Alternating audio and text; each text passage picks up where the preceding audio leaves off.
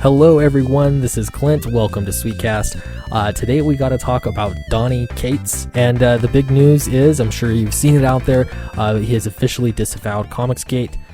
He said, and this is I think the most relevant tweet, "I'm so sorry that I haven't come out against Comicsgate stuff before now. I don't have a good excuse except that I try to keep my timeline casual and fun, but no one is going to use my art to promote something that has attacked my friends. I'm not about that stuff, full stop." So I guess they've been using some artwork or something for memes that are Comicsgate. I don't know. I actually haven't seen the meme in question or the artwork. I'm not really sure what that's about. But he felt a need to stand out. Now, the thing here that drives me crazy is that in the real world, you don't have the right to know what somebody else is thinking and feeling. For some reason on social media, because you're privileged enough to be able to get a glimpse into the inner thinkings and the thoughts of some of your favorite creators or personalities or whatever they might be, you get accustomed to that, and then you somehow expect that that's a right that you get, and that you get to demand that these creators give you information. So finding out what somebody's politics are, or what politics they have sympathies for, honestly, that's none of your business. You don't have a right to that information. People have a right to privacy. So it doesn't really make sense that you'd expect that, especially from someone that's not a politician. If they were a politician, that's a different matter. But we're talking about comic book writers now, comic book artists. There's no reason why you would need to know their politics. However, it's because the standard has been set that comic book professionals are now sort of acting like politicians, and they're going to tell us all the truth and their opinions on politics. And so when you try to remain apolitical, people are going to be upset about it. This is really strange, especially in the real world. If you go to the grocery store, do you expect the checker at the checkout stand? Do you expect to know, who they voted for or who they sympathize with? No. They've got a job to do. They do that job. You exchange services and move on your merry way. You don't need to know their politics. But for some reason, that's the expectation now, and that's because there have been so many people doing it. So this late condemnation of Comicsgate isn't enough, and this is just one example of the exchange going further. So you condemn it now because it affects you personally, but a simple "I really condemn this group" last year, if not even earlier, when they were already actively harassing women, people of color, and LGBTQ plus creators, was too much to ask, since it could have disrupted the fun of your timeline. Okay? Wow. I guess I could pull a SJW and say, I'm going to unpack this. There's a lot to unpack here. Let's unpack it. First off, this is the same straw man argument we hear over and over. They're harassing women, people of color, da-da-da-da-da. So criticizing somebody putting, a comic book professional putting their politics into their comics and lowering the quality of those comics, if you criticize that, then you are therefore harassing. And of course, they're going to use women, people of color, LGBTQ plus creators as the human shield. They're not going to mention, people like Mark Waid or any of the other professionals that were also getting criticism and participating in the same kinds of strange political dance with their comics. So the condemnation is not enough, and Donny is going to try to take the high road, and that's what I've noticed with a lot of tweets, the stuff that I have seen. He tries to sidestep a lot of the conflict and just, like he said, he wants to make it fun, and so he doesn't really want to be talking about politics. And what's wrong with that? Let the guy not talk about politics. Why? You don't have a right to have him stand up for your politics. Just let him be. But he's going to cave, and I don't want to judge him too harshly. Honestly, I don't know what kind of pressure he's under. Having said that, though, it wouldn't surprise me if we're going to be hearing more and more things from him in the future. I don't know.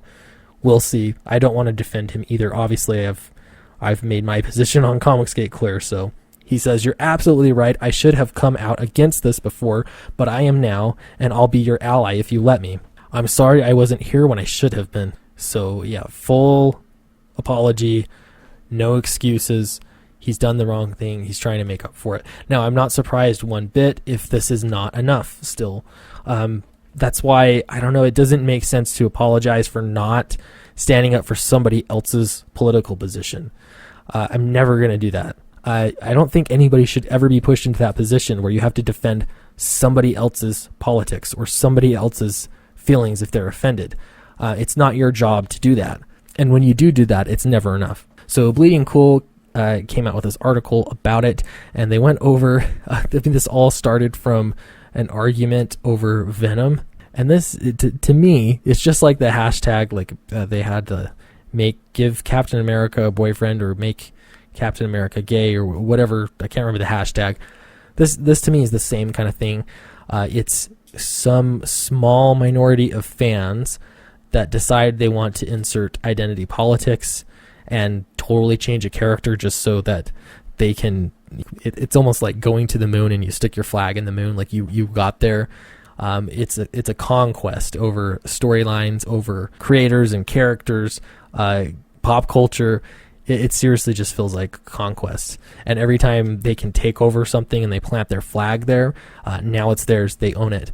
It's so weird.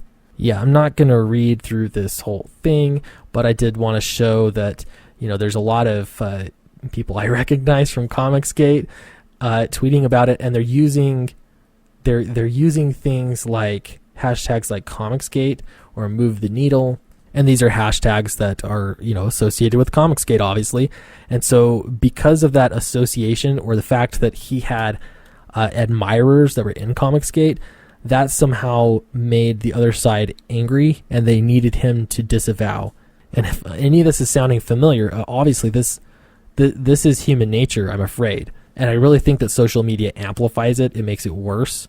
Again, if you talk to someone face to face, for some reason you recognize the boundaries they set in, and you realize you don't have a right to know someone's opinion. Let them be, for goodness sakes. So this is one of the reasons, one of the exchanges that a lot of Comicsgate fans liked his work and were reading Venom comics still, and that is, seriously, when is your run over? When can we give Venom back to someone who doesn't suck again, or is at least not so far out of touch with the character that Clintar would be closer than his own head up his rear end? Okay, so some rude and ill-worded criticism of Donny Cates.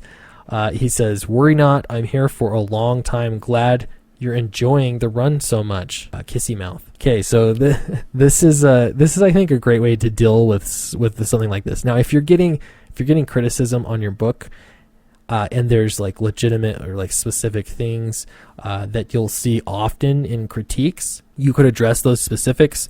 You could disagree with those specifics, or you could ignore them altogether. In this case, this wasn't really specific criticism. It was just like, you suck, basically. This is heckling. And so he responded in actually, I think, a really classy way. And so a lot of Comicsgate fans were pretty pleased with this, because this is how a professional deals with criticism. Privately, maybe that hurt him a little bit, I don't know. But publicly, I mean, you got to roll with the punches. Okay, and then you've got a lot of people just shaming Donny because he didn't take a stance on Comicsgate, when a lot of people in Comicsgate were like happy with him. The man did not want to be political. He wasn't falling for, here's a great one. "No one is bullying you. I genuinely hope you like the book. My friends and I have all worked very hard on it, but hey, if you don't, that's okay. We don't need to fight. No one is making you read it, and I'm not going to course correct because 6 people on Tumblr don't like it." Yeah, great point. I mean, yes, like I read these tweets and I like it. Now, the honest thing here is it's unfortunate that Comicsgate got branded the way that it did. And I like the principles of Comicsgate. I'll be honest, the hashtag Comicsgate word name is kind of unfortunate, because it sounds like Watergate. It sounds like every other word that ends with gate. But it's what we have. So, I mean, I have fond feelings over it. But when other people, they hear it for the first time, they associate it with something negative, even though these same opinions, this is exactly part of Comicsgate and what Comicsgate would expect and even applaud. So yeah, it's unfortunate that it has more to do with the image than it does the actual principles behind Comicsgate.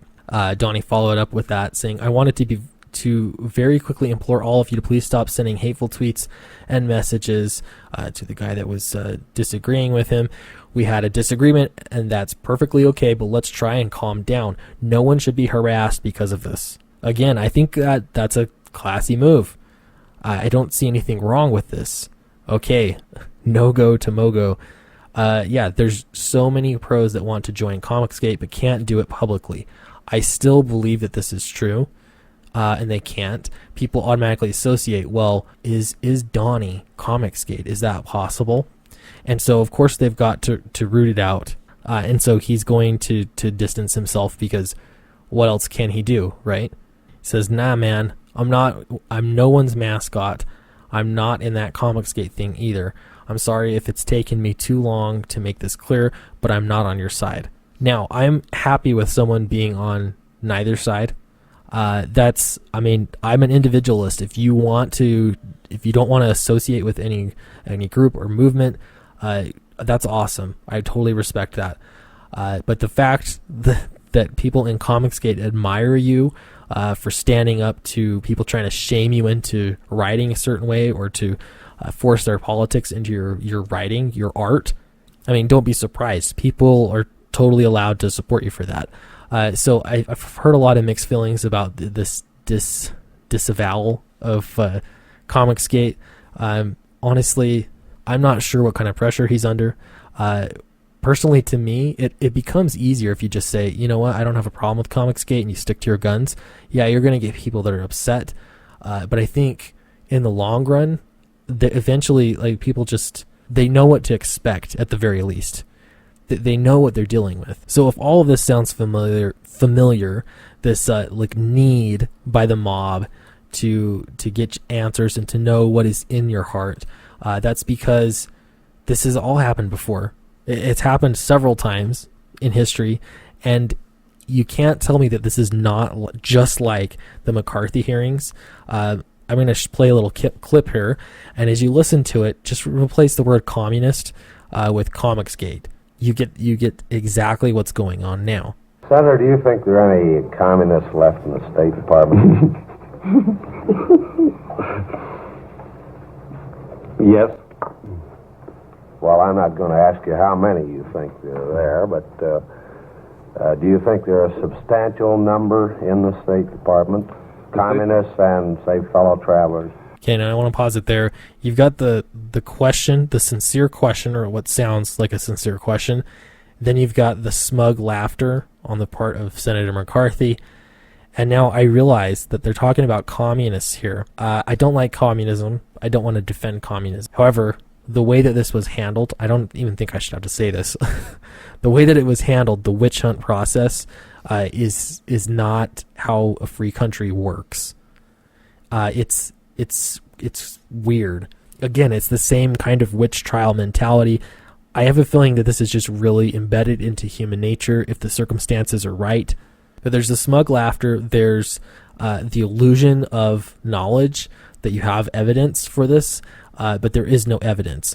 And so that's enough to make a mob of people angry and expect answers. And this is how you get people to disavow things and suddenly bring to light their innermost thoughts and feelings, even if those innermost thoughts and feelings are not political at all. They just want to do their job. Wadley, Friedman, Remington, who's not technically in the State Department, working with it.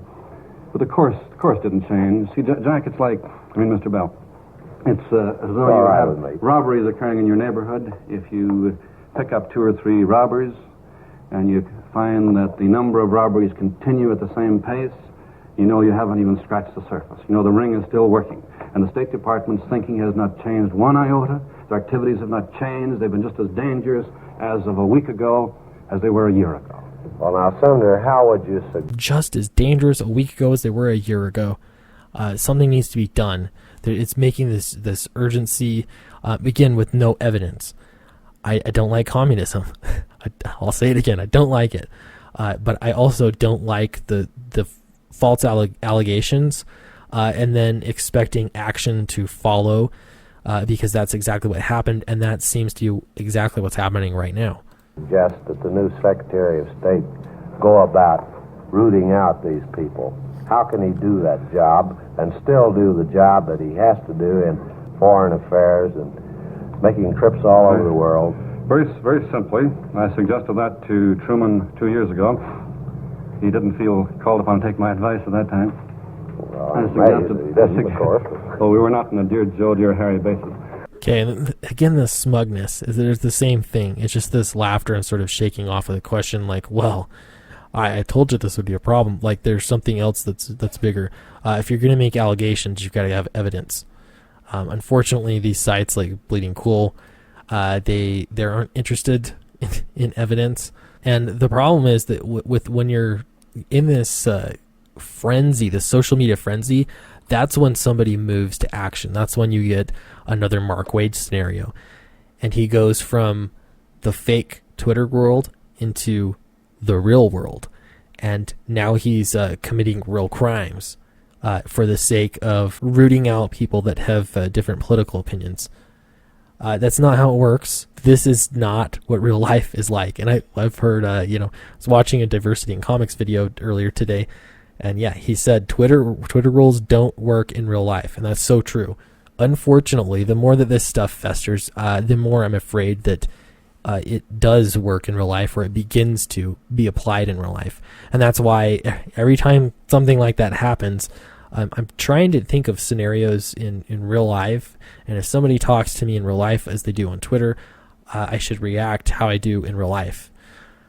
So I'm no desire to argue with people anymore. I'm gonna really avoid that. But I do want to, just tell them how ridiculous it is. It's just a baseless accusation, and there's absolutely nothing wrong with saying that. In fact, that's what you should say. But I have been known to be wrong before, so let me know in the comments section below what you think about this whole scenario.